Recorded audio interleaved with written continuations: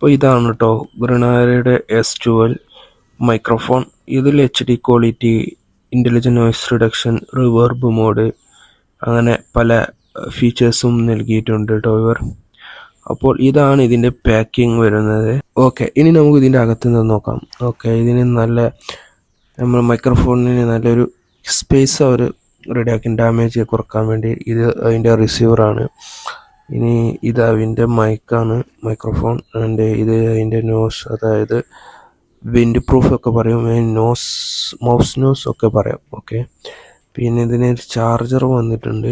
Charger അത്യാവശ്യം ക്വാളിറ്റിയുള്ള charger തന്നെയാണ് അവർ കൊടുത്തിട്ടുള്ളത്. പക്ഷേ ലെങ്ത്ത് കുറവാണ്. പൊതുവെ ഇങ്ങനത്തെ സാധനങ്ങളിലൊക്കെ ലെങ്ത്ത് കുറവായ വയറുകൾ തന്നെയാണ് അവർ കൊടുക്കുക. വേറൊരു വിൻഡ് പ്രൂഫും അതിൽ നൽകിയിട്ടുണ്ട്. അപ്പോൾ ഇതാണുള്ളത്. പിന്നെ ഒരു വാറണ്ടി കാർഡുണ്ട് അവർ അതിൽ നൽകിയിട്ടുള്ള. 1 വർഷത്തെ വാറണ്ടിയാണ് അവർ നൽകുന്നത്.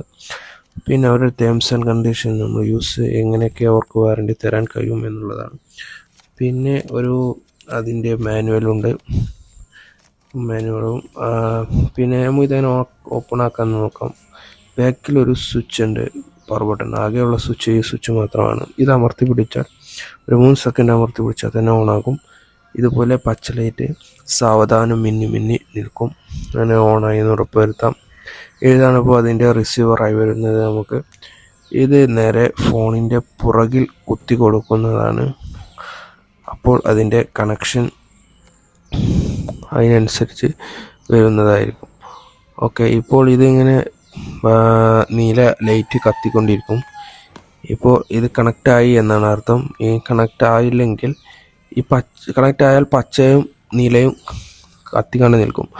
ഇപ്പോൾ നമുക്ക് ഇതിൻ്റെ വോയിസ് ടെസ്റ്റാണ് നടത്തുന്നത്. ഇപ്പോൾ ഞാൻ സംസാരിക്കുന്നത് ഇതിൻ്റെ വോയിസിലാണ്, ഈ മൈക്ക് ഉപയോഗിച്ചാണ്. എങ്ങനെയുണ്ടെന്ന് നിങ്ങൾ കമൻറ്റിൽ അറിയിക്കുക. അപ്പോൾ ഇത്രയേ ഉള്ളൂ ഗൈസ്, ബൈ.